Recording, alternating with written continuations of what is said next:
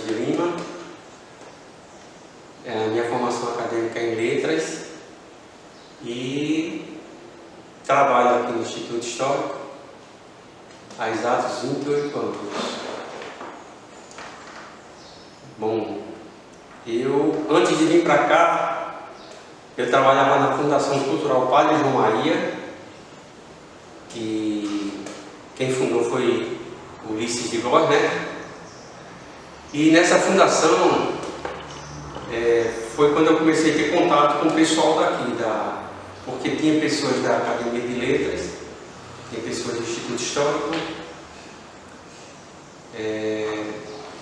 e era editado um jornal mensal, o jornal A Verdade e uma revista Século, uma vez por ano. E foi lá que eu conheci Enélio Petrovic, né, que ele frequentava também, que ele fazia parte da diretoria e da comissão de editoração. Aí foi onde eu conheci e ele me convidou.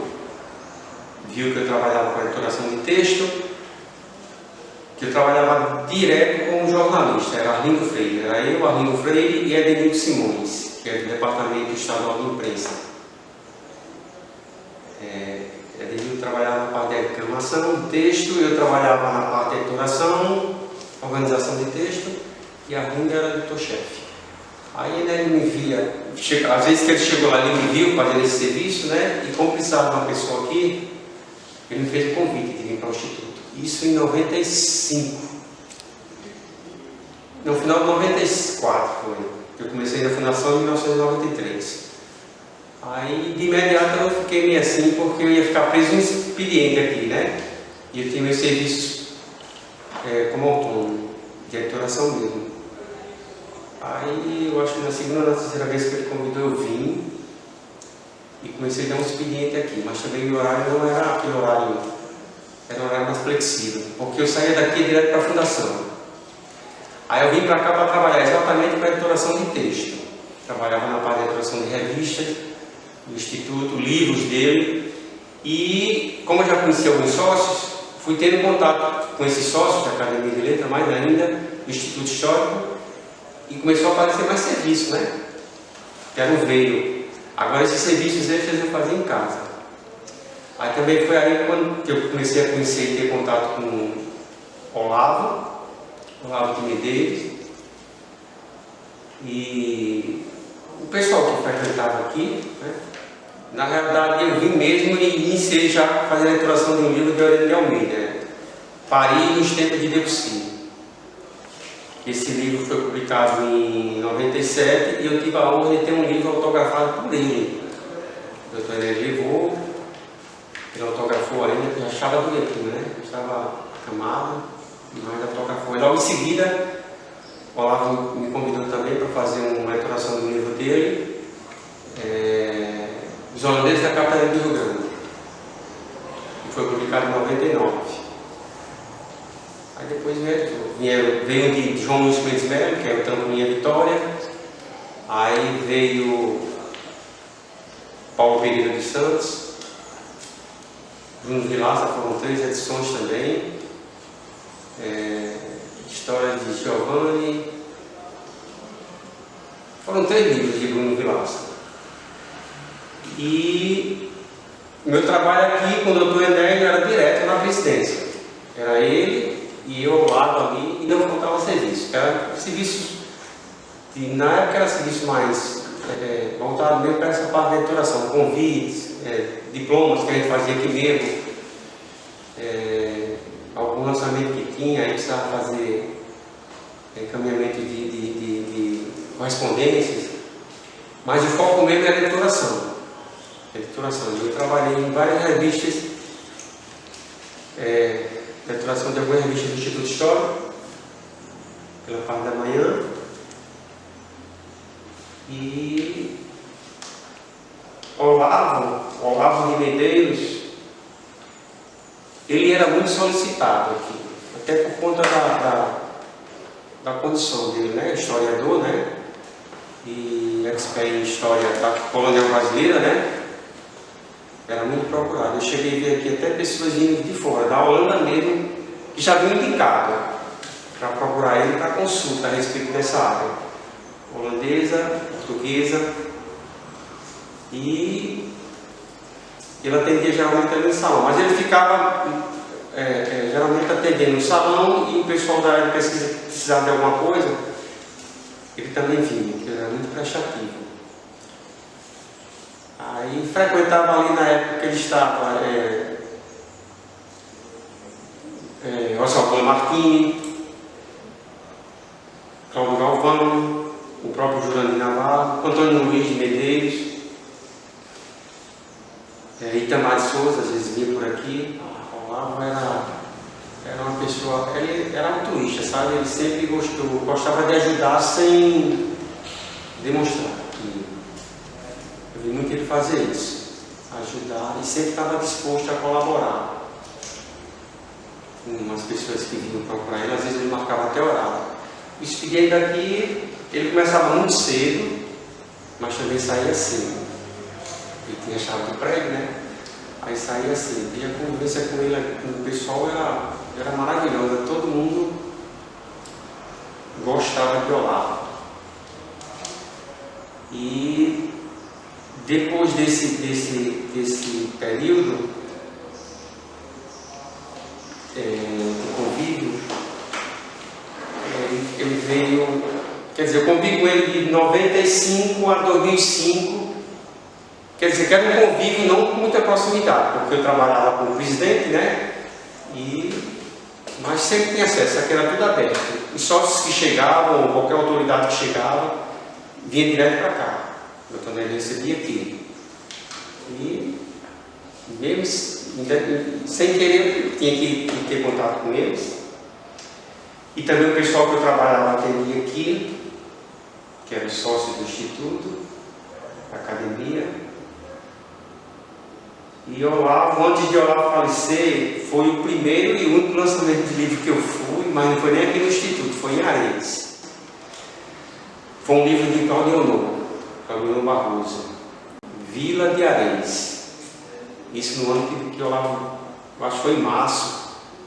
Aí saiu uma turma daqui à noite, a gente foi para Ares para o lançamento desse livro. E ele foi também. Bom, o arquivo, ele era diretor, né, de biblioteca, arquivo e museu. Mas tinha um pessoal que auxiliava aqui, geralmente era o pessoal da Fundação José Augusto. Pela manhã ficava a Antonieta, ficava Francisca, ficava Tânia, tinha Vilma, que não tinha vínculo com a fundação, mas doutor Enélio eu não vou deixar de negar não. Ele tirava do próprio bolso tanto para pagar o pessoal que ele botava parte. Vilma, Manuel, o meu não, o meu eu recebia pela Fecomércio. Começou pelo Senac, através de Início Patriota, né? E o modelo era do Senac, João Patriota.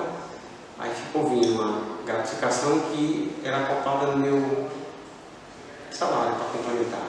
Aí depois ele vai para Fecomércio e me leva também, assim, para ficar recebendo essa comissão para a Fecomércio.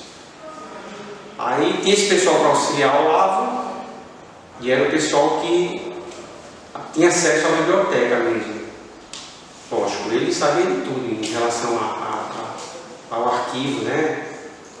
E quando tinha alguma dúvida, mas geralmente as meninas já tinham bastante prática, sabe? Mas ele estava sempre disposto a colaborar. E ele era um ser humano nota 10. E tanto nessa área de tema regional, né? Que ele era de Caicó, né? Que a gente chama capital do Seritó. Ele ia chamar capital do Seritó, como temas de história da época colonial, né?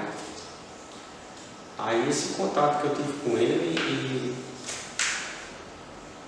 e realmente foi um contato ótimo, e com outras pessoas que frequentavam aqui a instituição, que eu me aproximei, como Bruno Vilaça, Cláudio Galvão, Jurandir Navarro, Itamar de Souza, Ah, tantos. Luciano Nóbrega também. E frequentava muito ali no Olavo, eles gostavam muito de conversar. Às vezes eu aqui sentado ficava escutando eles rindo, tá?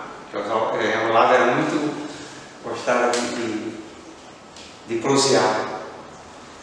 E era um ambiente muito, assim, aberto nesse sentido. Lógico, hoje mudou, porque tem um prédio à parte, né, que é o anexo, é onde é a diretoria, e eles iam exatamente para ter acesso aos diretores, né? E como era só esse prédio, aí as mesas de pesquisa, né, que eram 2 mesas, e eram muito frequentadas, sabe? Principalmente por estudantes universitários. E tinha deles que vinham de fora, de outros municípios. E como meu horário era na faixa de 9h30, 10 horas, eu ficava direto. O doutor Enéas, às vezes ele ia em casa, voltava, eu ainda estava aqui e ficava no segundo expediente. E quando algum dos alunos que vinham de fora precisava ficar, ia almoçar e voltar, aí Lúcia ou Antonieta combinava comigo, ficava só com essa portazinha aqui aberta, que era o setor que eu trabalhava, aí a pessoa vinha e lá e continuava a pesquisa. E foi assim, porque até, né, ele falecer, né, que ele veio a falecer foi janeiro de 2012, foi. Era Reis, né? Ele Reis.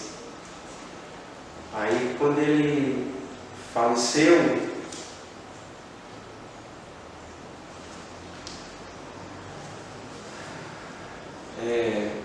aí assumiu o Jurandir Navarro, que era vice-presidente. Aí foi um ano de perrengue. Um ano de perrengue porque ficou praticamente Jurandir junto para coordenar eu, Jurandir, Jurandir e Lúcia. Quer dizer, ele se cercou das pessoas que estavam próximas. Foi cortado na época a gratificação, porque o doutor Neto faleceu. Eu fui lá com ele, ele me convidou para ir lá com ele na Fé Congresso. E tudo voltou ao normal. O tesoureiro era Marco César Cavalcante. Só sei que com toda dificuldade conseguiu passar o ano de 2012. Teve uma feira de livro que ele fez para ganhar verba e pagar as despesas básicas, porque tinha muito livros repetidos, sabe? Muito mesmo. Aí ele fica até março de 2013. Quando passa a gestão para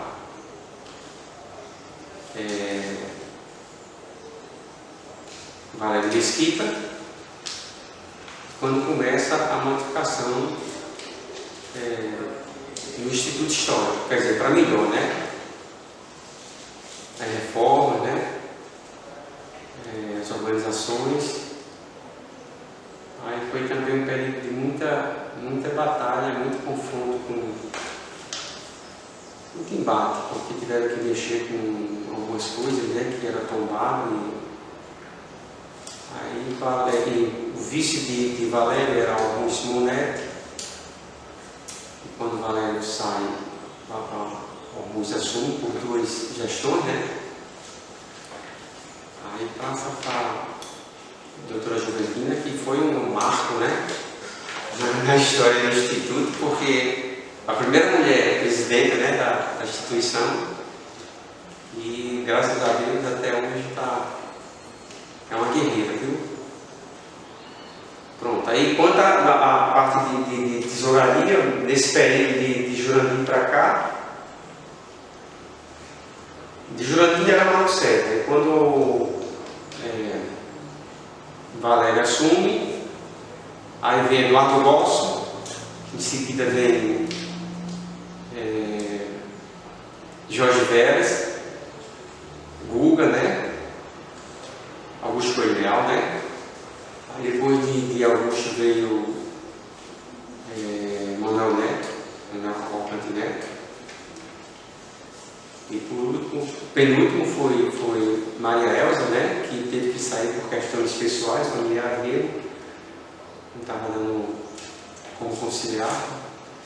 Aí agora ficou Antônio Cortez. E é isso. Aí eu estou aqui há 28 anos nessa. Quer dizer, entrei para trabalhar com editoração, que até hoje eu continuo, né? Continuo, trabalhei com livros com vários livros, com várias pessoas, com Olavo, trabalhei com Dorian Gray. Dorian Gray, eu frequentava a casa dele. Às vezes eu chegava lá, ele estava dormindo, às vezes no horário de almoço. Às vezes eu ia 2, 3 vezes por semana. Aí a esposa dele ligava, eu ia, ele dormia, ele vinha, me recebia. Eu conheci o Dorian real, né? Porque o Dorian chegava lá, ele estava de short, às vezes ele vinha da TV com a mão toda suja de tinta. Aí ligava o notebook, ele sentava e começávamos a trabalhar. Aí trabalhei alguns livros dele, né? E um que eu fiz a editoração mesmo foi Vertentes Criativas, de 2012. E trabalhei em outros, na parte da organização. E Bruno Vilaça, Paulo Pereira, Jurandir Navarro, que o Jurandir Navarro fiz agora em 2020. Sobre Padre Monte. Padre Monte é a sabedoria. É um volume bem, quase 600 páginas, e que de cada assunto ele pega uma parte para trabalhar. Aí com o Itamar de Souza eu estou até hoje. Tem até um livro no pré que a gente está trabalhando agora, que eu não posso. É sobre Lutero, vai ser um livro muito polêmico mesmo. E tem o resto do título, mas deixa o livro sair para a gente. Mas é um livro que é bem lindo, vai ser um livro. Então é isso. O Jurandir eu ainda faço trabalho para ele e Itamar de Souza. O restante da maioria, infelizmente, já se foram, né? E outros não têm condições de frequentar, questões da idade, de saúde. Como o Dorian Gray. Dorian Gray foi uma pessoa que, quer dizer, todos eles, eu fiz amizade mesmo e tenho um carinho muito grande. E Dorian tem até um quadro que ele me deu e autografou. Eu tenho o prazer de ter um quadro aí na minha casa, né? O Jurandir Navarro não tem igual não, é uma pessoa que eu conheci da Fundação Cultural para João Maria. E é isso. A gente está no Instituto.